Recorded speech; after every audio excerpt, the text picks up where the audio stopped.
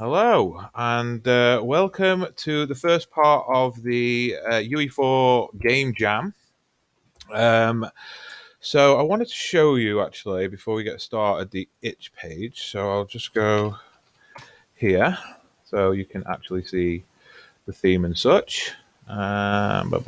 Jams, and here it is, the 2020 Epic Mega Jam. So, this is what I'm going to be doing for the next couple of days. Well, for the next 6 days. And the theme is, if you don't know about game jams, they just offer a theme. You've got to make a game around that theme. And this game jams theme is, it's been a long time, but we're not done yet.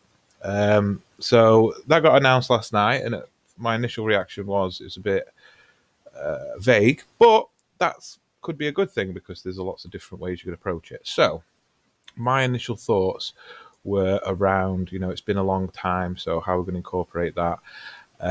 And what I thought we'd do is we'd create a bit of a narrative where the sort of all the last vestige of humanity is on this. It's like a typical sci-fi story where there's a ship, like a ship full of people that's trying to find a new place to settle. So I've just been working on the mechanics really. So the idea is that you're in this ship and you've got to get from the starting location, which I guess would be Earth, and then all the way to this new place, and you're going to be able to warp and do all that kind of stuff.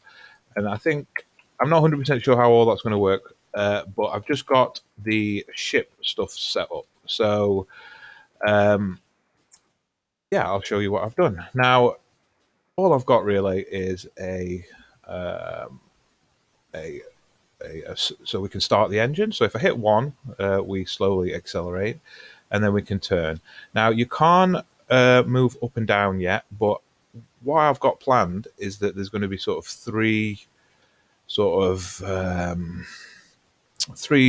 zones. So a middle zone, a high zone, and a lower zone, and you can move between those, and the enemy ships will be on those as well. So that you've got to move tactically between those three zones.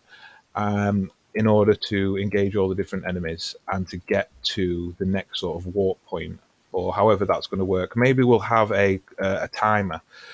That'll probably work better. So you've got to engage until the timer, and then you can warp to the next location. A bit like FTL. Right. So that the ship obviously moves. We set this up from scratch. So we've got the camera rotating. We've got a laser that shoots out the front. We've got a broadside cannons that shoot out the side. And I'm not 100% sure if I'm going to have them set up on both sides. I've got limited time, so I might just, on the other side, might just fire a different kind of broadside. I have set up a homing projectile, but I haven't set up it firing yet. So yeah, so the idea is it's close quarters sort of naval combat, where the actual gameplay. You've got to get in close. The enemies will be trying to get in close to you. When they're within a certain range, then they'll try and fire their broadsides at you. Tomorrow, I'm intending to work on the AI so that we can actually have some combat.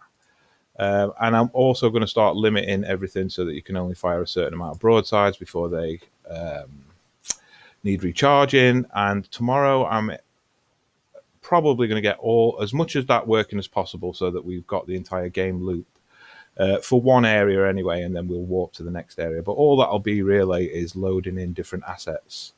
Probably we might actually just do separate levels, but I'll have to just do some experiments to see what we're going to do with that. And then we want those narrative elements. So how I'm going to include that is probably going to be doing voiceover stuff. But I'm not 100% sure how I'm going to communicate the narrative. Obviously, we can stop as well. One of the things I want to do is implement like a 3-tier speed system. So right now we've just got stop and start. But I want to be able to have like a medium speed and a fast speed, and your turning speed wants to be affected by that. So that's definitely one thing I want to try and implement tomorrow to get this ship feeling a little nicer. I'd also like the ship to sort of like continue rotating a little bit so it doesn't come to a dead stop as soon as you take your finger off, just to get it feeling a little nicer. But for now, this feels fine. Just trying to think if there's anything else. Yeah, so all this stuff is placeholder as well. I'm going to have this looking. I'm going to model all these ships in Blender, and I'm going to work on the particle effects so they're not just straight out of the box sort of thing. We're going to open them up and do some work with them, so they fit a little better for what we want as well. One of the things I'd like to do is have like ships breaking up when they get destroyed. So we could do that one or two ways. We could actually just have them be a destructible mesh, or we can go into Blender and sort of like cut them up, and then when we bring them back in, stick them together, and then when they like run out of health, we can separate them so they come apart. I think that's how they do it usually in these kind of games. Um, Trying to think what else I've been thinking about today. No, I think that's about it. So plenty to get on with and a very clear plan, which is usually a good thing for a game jam. Um, some of the things to start thinking about at this stage as well, things that I've been thinking about, is what could be cut if time doesn't allow for these things. So, the 3-tier system of like a high, a middle, and a lower battleground.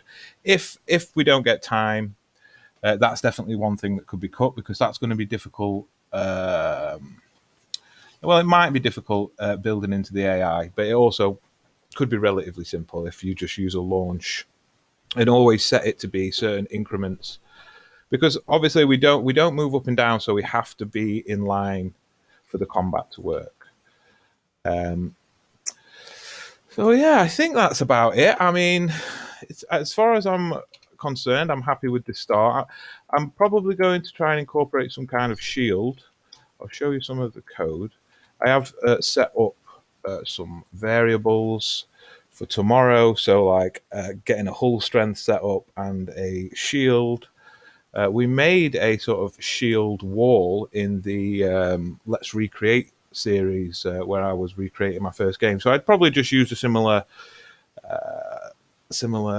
tactic to that, and then attach it to it. So yeah, plenty to get on with, but also plenty done. And I will crack on with this some more, and tomorrow I'll do another update video for you guys. So I shall catch up with you in the next one. Let me just find where we're recording. Here we are.